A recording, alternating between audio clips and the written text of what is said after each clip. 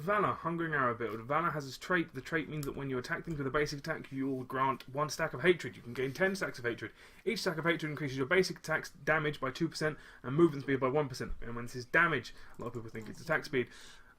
At level 1, you're going to be going for the Hungering Arrow build, so you're either going to want to pick in cost-effective materials or Siphoning Arrow. I will go for cost-effective materials, as the health isn't really a problem with Valla. Either you die or you don't. This level 1 talent will allow you to cast Hungering Arrow a lot more without dying.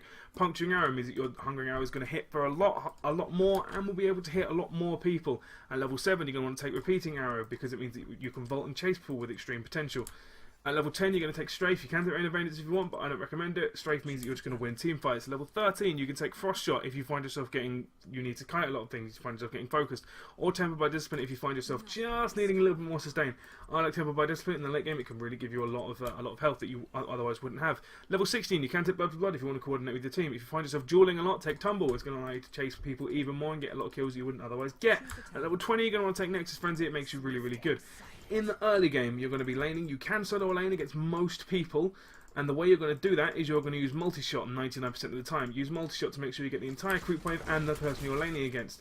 If they split off from the team for whatever reason, if it's to try and focus you, make sure you get a few auto attacks on them. As you can see, even at level, this is at level 20, remember, but as you can see, you do significant damage. As soon as they run away from you, Hungering Arrow them. If they still don't die, Hungering Arrow them again. That is also obviously past level 7.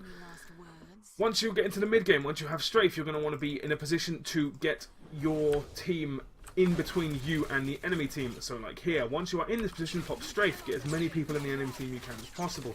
Once this Strafe is down, you want to make sure that you use all your abilities to kill off any of the stragglers. If people are still down, make sure to vault up to them and either use a few auto attacks to finish them off, or use Hungering Arrow again, as after vault you will have it off cooldown.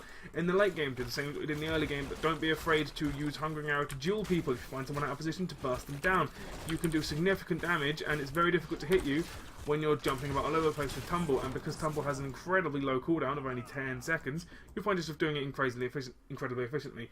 This has been the Valla Hungering Arrow Guide. I've been Mr. G, and I'll see you next time.